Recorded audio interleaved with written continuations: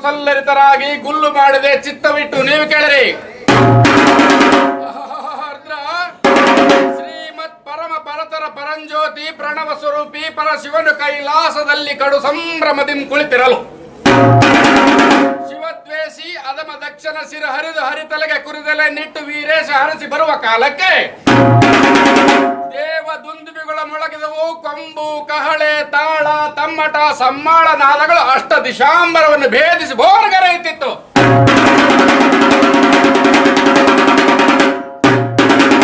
ನಂದಿ, ಭೃಂಗಿ ಮೊದಲಾದ ದೇವಗಣಗಳು ಶ್ರೀ ವೀರೇಶನನ್ನು ಸ್ತುತಿಸುತ್ತಿರಲು ಅತ್ರಿ, ಗಾರ್ಗೇಯ, ದೇವಲ, ದದೀಚಿ ಮೊದಲಾದ ಋಷಿಮುನಿಗಳು ಮಂಗಲ ಮಂತ್ರೋಚ್ಚಾರ ಮಾಡಿದರು. ಈರೇಳು ಲೋಕದ ತಾರೆಗಳು ಒಟ್ಟಿಗೆ ಕೂಡಿ ಕಾಲಿನ ಹೆಜ್ಜೆಯ ಗೆಜ್ಜೆಗಳಾಗಿ ನಿಗುಡಪ್ಪ ದೇವ.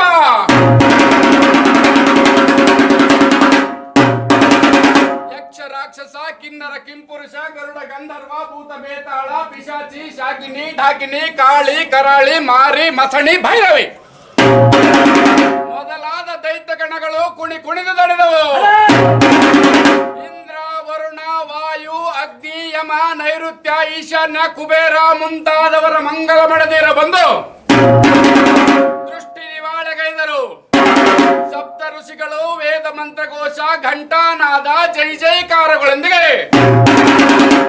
ಪೂರ್ಣ ಕುಂಭ ಹಿಡಿದು ನಡೆತಂದು ಶ್ರೀ ಕಿಡಿಗಣ್ಣೊಡೆಯ ಕಡುಗಲಿ ವೀರೇಶನ ಅಡಿದವರೆಗಳಿಗೆ ನೀರೆರೆದು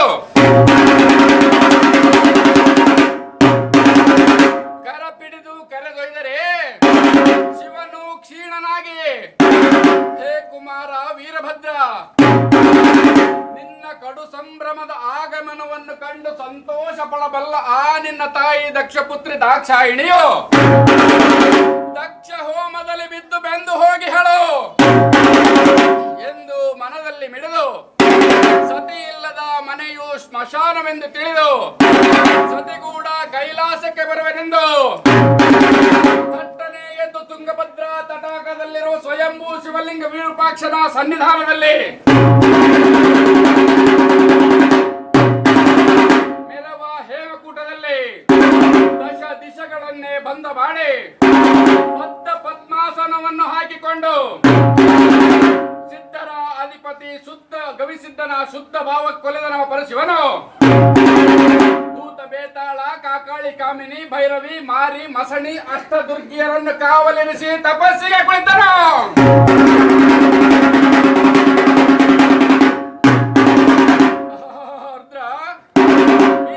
ದಕ್ಷ ಹೋಮದಲ್ಲಿ ಬೆಂದು ಹೋಗಿದ್ದ ದಾಕ್ಷಾಯಿಣಿಯು ಮುಂದೆ ಗಿರಿರಾಜ ಮೇನಕೆಯರ ಮಗಳಾಗಿ ಹುಟ್ಟಿ ಬಿದಿಗೆ ಚಂದ್ರನಂತೆ ಬೆಳೆಯುತ್ತಿದ್ದಳಪ್ಪ ದೇವ.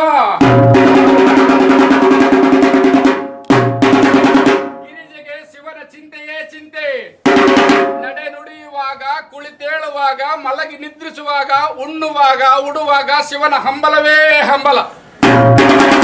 ಇಂತಪ್ಪ ಗಿರಿರಾಜ ಕುವರಿಗೆ ವರವ ನೆಲ್ಲಿಹನೆಂದು ಗಿರಿರಾಜ ಮೇನಕೆಯರು ಹಗಲಿರುಳು ಪರಿತಪಿಸುತ್ತಿದ್ದರಪ್ಪ ದೇವ. ಗಿರಿಜೆಯು ಬೆಳೆದುದೇನು ಚಂದ, ಚೆಂಗುಲಾಬಿಯಂತಹ ತುಟಿ, ಹೊಳೆಯುವ ದಂತಪಂಕ್ತಿ, ಕುಂಭದಂತ ಕುಚಗಳು, ಶಿರದಲ್ಲಿ ಚಂದ್ರ ಕಪೋಲ,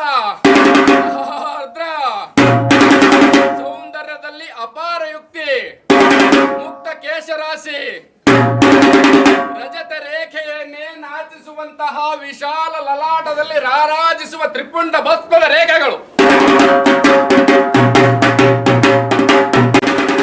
ಶುದ್ಧ ಸ್ಫಟಿಕದಂತೆ ಶುಭ್ರ ಗೌರವರ್ಣ ದೇಹ, ದಿವ್ಯಜ, ದೇವ ದಾನವ ಮಾನವರನ್ನು ಅವಳೆಡೆಗೆ ಮುಡಿಯ ನೆಲೆಸುತ್ತಿತ್ತು.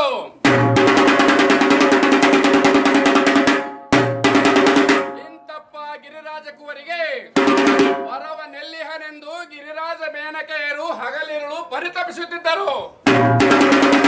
ಗೌರಿಯು ಬಂದು, ಹೇ ಪಿತರೆ, ಶಿವನನ್ನು ಬಿಟ್ಟು ಬಿಕ್ಕ ದೇವತೆಗಳಲ್ಲ ನನಗೆ ಅಣ್ಣ ತಮ್ಮಂದಿರು, ದಾನವರೆಲ್ಲರೂ ನನಗೆ ದಾಸರು, ಮಾನವರೆಲ್ಲರೂ ಎನ್ನ ಹೆತ್ತ ಪುತ್ರರು ಎಂದು ಹೇಳಲು ಆಗ ಗಿರಿರಾಜನು, ಅಮ್ಮ ಮಗಳೇ, ಶಿವನಲ್ಲೇನಿದೆ, ಅವನಿಗೆ ಮನೆಯಿಲ್ಲ, ಸ್ಮಶಾನವಾಸಿ, ಉಳುದೊಡಲು ಹುಲಿದೊಗಲು, ತಿನ್ನಲು ಭಿಕ್ಷಾನ್ನ ಹತ್ತಿ ಮುಂದೆ ಸಾಗಲು ಮುದಿ ಎತ್ತು.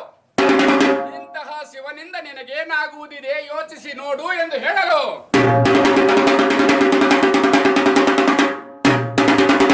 ಆಗ ಗಿರಿಜೆಯು ಶಿವ ಶಿವ ಶಿವನಿಂದನೆಯನ್ನು ತಾಳಲಾರೆ ಎಂದು ಹೇಳಿ ಸಿರಿ ಸಂಪದವ ತೊರೆದು ಹಿಮಗಿರಿಯ ಕಾಡ ಸೇರಿ ಅನ್ನ ಆಹಾರವ ತೊರೆದು ಮುಡಿಯ ಮುಕ್ತ ಮಾಡಿ ಶಿವನ ಪಡೆಯಲು ಕಡು ತಪವ ಮಾಡಲು ಸಿದ್ಧಳಾದಳು. ಶಿವನು ಹೇಮಕೂಟದಲ್ಲಿ, ಶಕ್ತಿ ಹಿಮಾಚಲದಲ್ಲಿ. ಇವರೀರ್ವರು ಭಿನ್ನರಾದಾಗ ಪ್ರಪಂಚವು ನಿಷ್ಕ್ರಿಯವಾಯಿತು. ಸಪ್ತ ದಿನಗಳು ಉಳಿದವು, ತಿಂಗಳುಗಳ ಕಳೆದವು, ವರ್ಷಗಳೇ ಉರುಳಿದವು. ಆದರೂ ನಮ್ಮ ಶಿವನ ಸುಳಿವು ಸಿಗಲಿಲ್ಲ. ಆದರೂ ಗಿರಿರಾಜ ಕುವರಿಯ ತಪಸ್ಸು ಉಗ್ರವಾಯಿತೇ ವಿನಃ ವ್ಯರ್ಥವಾಗಲಿಲ್ಲ.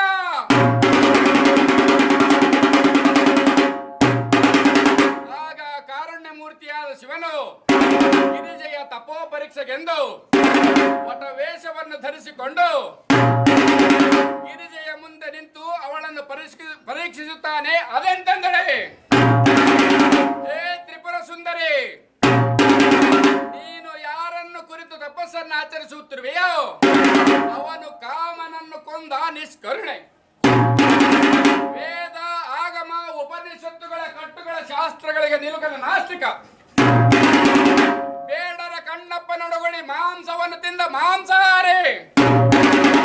ಸಿರಿಯಾಳ ಶೆಟ್ಟಿ, ನಂಬೆಕ್ಕ ಮುಂತಾದವರ ಮಕ್ಕಳ ಮಾಂಸದ ರುಚಿ ನೋಡಿದ ಕಟುಕ. ಅವನಲ್ಲೇಕೆ ಅನುರಕ್ತಳಾದೆ? ಅವನ ವಾಸ ಸ್ಮಶಾನ, ತೊಗಲುಡುಗೆ, ಸರ್ಪಾಭರಣ, ಆರ್ದ್ರ,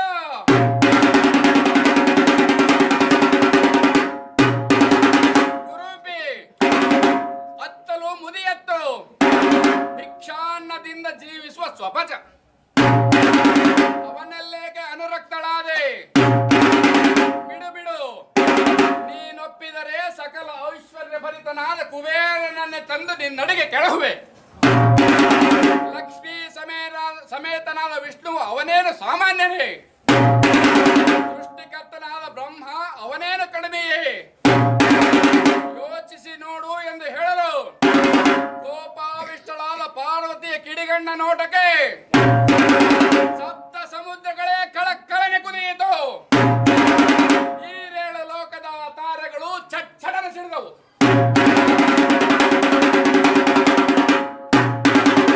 ಭೂಮಿ ಬಿರಿಯಿತು, ಆಕಾಶ ನಡುಗಿತು. ವಟವೇಷವನ್ನು ಧರಿಸಿದ್ದ ಶಿವನು ಯಾರದೋ ಮಾಯಾವಳಿಗಳೆಂದು ತಿಳಿದು ಧೃತಿಗೆಡಲಿಲ್ಲ. ಆಗ ಪಾರ್ವತಾ ದೇವಿಯ ಕೈಯಲ್ಲಿದ್ದ ವಿಭೂತಿ ಒಡೆಯಲು, ಆಗ ಪರಮೇಶ್ವರನು ತನ್ನ ದಿಟರೂಪವನ್ನು ತೋರಲು ಕಿಡಿಗಣ್ಣ ಮರೆ ಮಾಡಿ ಕುಡಿ ನೋಟ ಬೀರಿದಾಗ ಪಾರ್ವತಾ ದೇವಿಯ ಕೈಯಲ್ಲಿದ್ದ ಪುಷ್ಪದ ರಾಶಿಯು ಪರಶಿವನ ಪಾದ ಕಮಲ ಸೇರಿತು.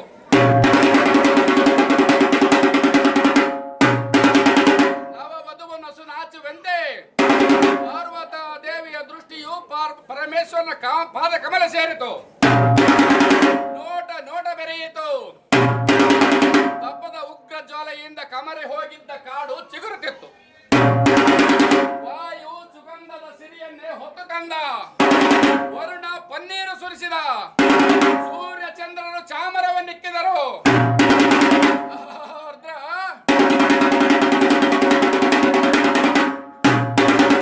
ಸೂರ್ಯ ಚಂದ್ರರು ಚಾಮರವನ್ನಿಕ್ಕಿದರು. ನಂದಿ ಮದ್ದಳೆಯನ್ನು ನುಡಿಸುತ್ತಿದ್ದ. ಭೃಂಗಿ ನಾಟ್ಯವಾಡುತ್ತಿದ್ದನಪ್ಪ ದೇವ. ಶಿವಶಕ್ತಿಯರು ಜಯಘೋಷ ಮಾಡಿದರು. ಎಲ್ಲಿ ನೋಡಿದರು ಮದುವೆಯ ಸಂಭ್ರಮವೇ ಸಂಭ್ರಮ. ಸಂಭ್ರಮ ಮಾಡಿತು. ಬ್ರಹ್ಮದೇವನೊಡಗೂಡಿ ಸಪ್ತ ಋಷಿ ಮಂಡಲವೇ ಗಿರಿರಾಜನಲ್ಲಿಗೆ ಕನ್ಯಾರ್ಥಿಯಾಗಿ ಬಂದರು.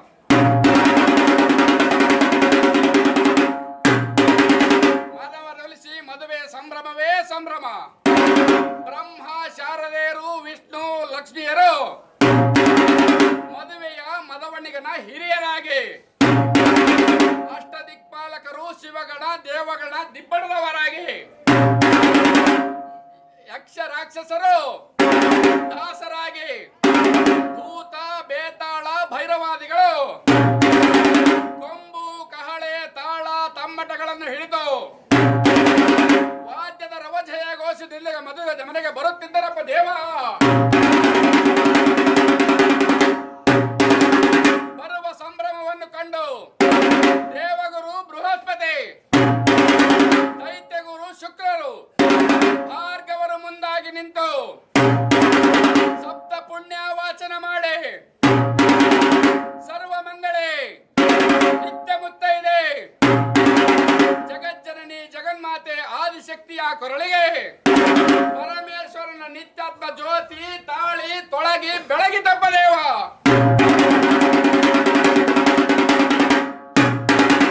ಜಗವೆಲ್ಲ ಪಾರ್ವತಿ ಪತಿ ಶಿವ ಹರ ಹರ ಹರ ಮಹಾದೇವ ಎಂದು ಜಯಘೋಷ ಮಾಡಿತು.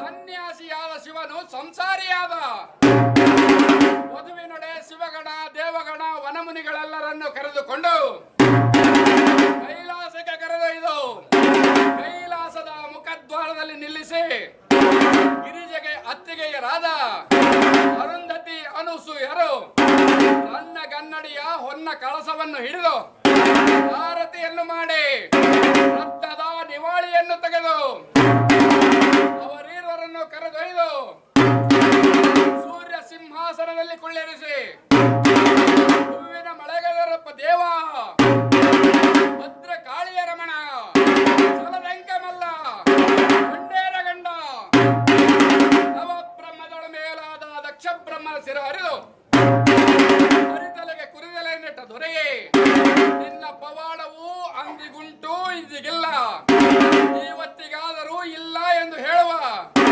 ನೀಚ ಕುಲ ಶತದ್ರೋಹಿಗಳಿಗೆ ನೀನೇ